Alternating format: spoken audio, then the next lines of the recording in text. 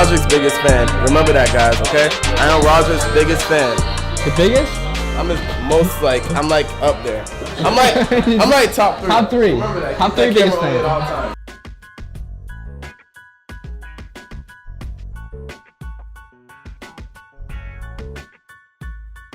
You guys are the leaders here. Leaders with leaders or just leaders?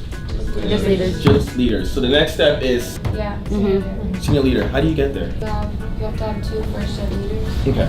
and then 2 other people on your team, like whether they're like hired through them or like through you. You have to have a total of 5, including yourself. Cool. So like once you hit 2 first-gen leaders, and let's say you have a team of 7 and they all disappear, they get abducted.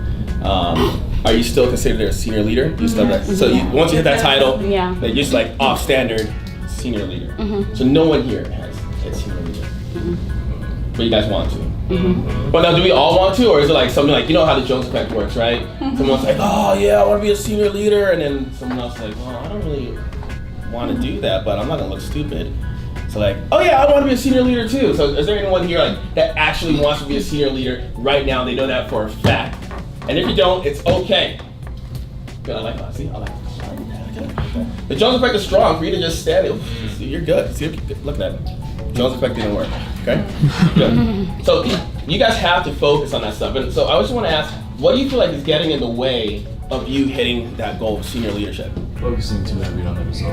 On the result, right? It's like focusing too much on the sale, right? I mean, yeah. We go out into the field, we talk to customers, but if we see them as dollar signs, what happens? Get too thirsty. Get too thirsty, man.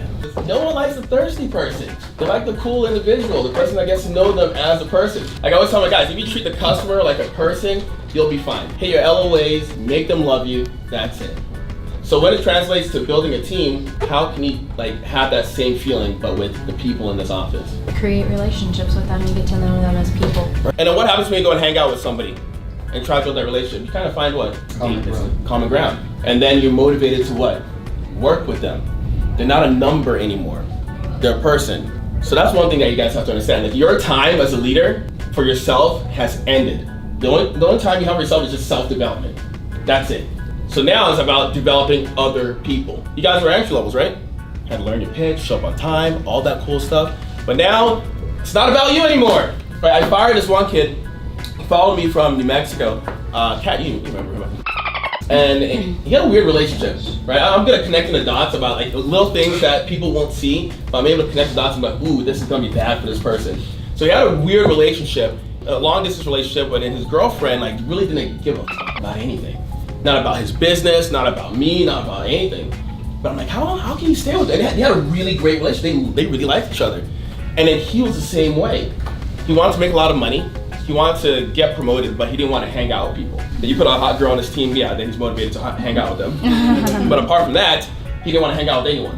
So I had a real talk with him. I said, look, dude, you're making a lot of money here, but you don't like people. You're used to being selfish, and you can only hang around other people that are selfish. I'm sorry, but that's not me. That's not how it works. I gave you, anyone been in a relationship before? Right? If not, you got time. Okay? And in a relationship, if you've been in one, you've also been out of one, right? And usually how many times he's like, oh, well, it was a great relationship that we had to end. It was mutual. We both woke up out of bed at the same time. And we just said we can't be with each other. Does that usually happen? No.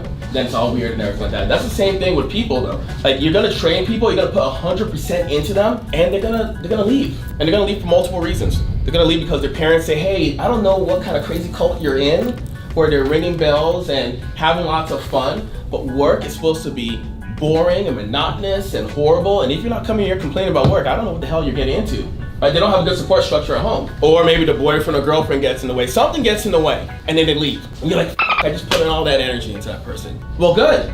So the question you gotta ask yourself is, what could I have done better? Right? We recently lost one guy named nobody liked him. Nobody liked him. I was surprised. I was like, wait, nobody liked him? Seth, you even like him, right? And Seth likes everybody. Seth likes everyone. So we're driving here like 16 hours, and I was like, Seth, you really don't like him? He's like, no. But that's not an excuse for him to have left, right? So I'm like, okay, what could we have done to have kept this guy? Did we lose him on the professional side? Did we lose him on the systematic side? What could we have done? That's on us. So if you guys start pointing the finger at yourself, you're gonna be able to retain more people. You're gonna be able to have people respect you a lot more, and they wanna stay here. But it's easy to point the finger at what? Other people. It's so easy. Oh, management blows. Brennan, he makes a lot of money, so he doesn't really understand what it is to be a rep and build a team. Sometimes you guys forget. Brennan started off just like you guys. I walked in, when I first met Brennan, he was doing in-house training.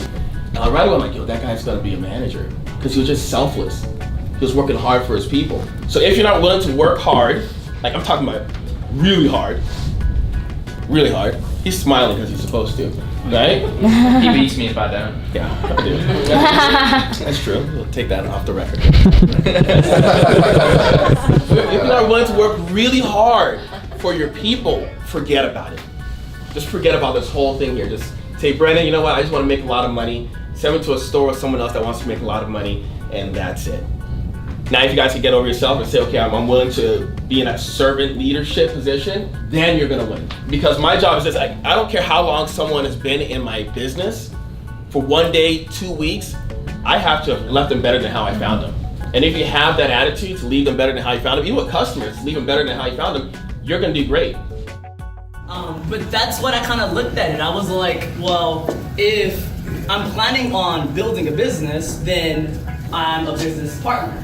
I'm not, his employee or his rep or whatever the case may be. So I committed to that exact thing, and that's the reason why I was able to put in the work pretty easy. It wasn't a hard decision for me to make.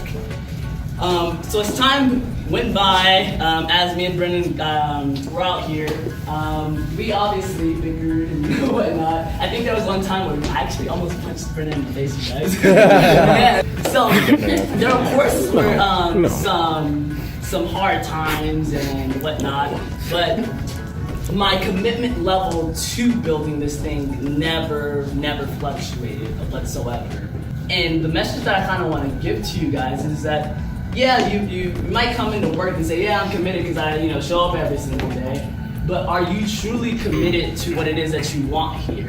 Are you truly setting yourself or having that vision of what you want out of your life? It doesn't have to be that you want to be like an owner or anything like that, but what are you committed to? Are you committed to developing yourself? Are you committed to being that best rep in the office? Are you committed to making a lot of money? Are you committed to building a business? You gotta ask yourself these questions, because if you don't commit yourself, you're not gonna do anything, I promise you that. Later. That's right. Here we go. Some people got the boot. Champagne shower time. Where's the guy? See that? Yeah, we out here. Yeah, I see that. All you have to do is last 7 months. Yeah, I got you. All right. Okay. That's it. Hey, you guys are gonna want to move back. You're gonna Yeah. Oh yeah. Take the shirt off, boy. Come on. This is your prime time. Take your shirt off. Yeah. I got you. You guys got the content rolling. All right. At least take off. Yeah.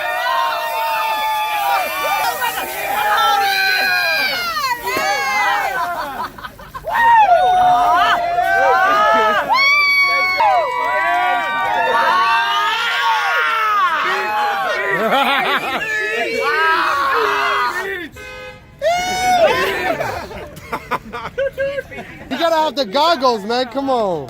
Rookie. You never watched the finals? Champagne shower. Beach. Let's go.